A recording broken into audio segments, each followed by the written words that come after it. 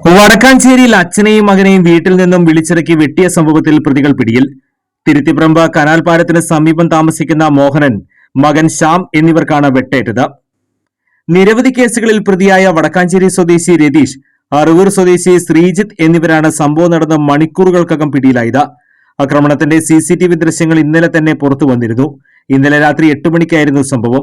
നിരവധി കേസുകളിൽ പ്രതിയായ രതീഷും കൂട്ടാളി ശ്രീജിത്തും മോഹന്റെ വീട്ടിലെത്തി മകൻ ശ്യാമിനെ വീട്ടിൽ നിന്നും വിളിച്ചിറക്കി ആക്രമിക്കുകയായിരുന്നു. ശ്യാമിനെ ആക്രമിക്കുന്നത് കണ്ട് തടയാൻ ചെന്നതായിരുന്നു പിതാവ് മോഹനൻ. ഇതോടെ സംഘം മോഹന് നേരെ തിരിഞ്ഞു.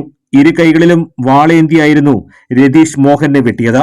പുറത്തും നെഞ്ചിലും വെട്ടേറ്റ മോഹനും മകൻ ശ്യാമും തൃശൂർ മെഡിക്കൽ കോളേജ് ആശുപത്രിയിൽ ചികിത്സയിലാണ്. മോഹന്റെ കുടുംബവുമായി രതീഷ് നേരത്തെ തർക്കം നിലനിന്നിരുന്നു. ഇതിന്റെ തുടർച്ചയായിരുന്നു ആക്രമണം. സംഭവത്തിന് ശേഷം ഒളിവിൽ പോയ പ്രതികൾക്കായി ഇന്നലെ തന്നെ വടക്കാഞ്ചേരി പോലീസ് അന്വേഷണം ഊർജിതമാക്കിയിരുന്നു.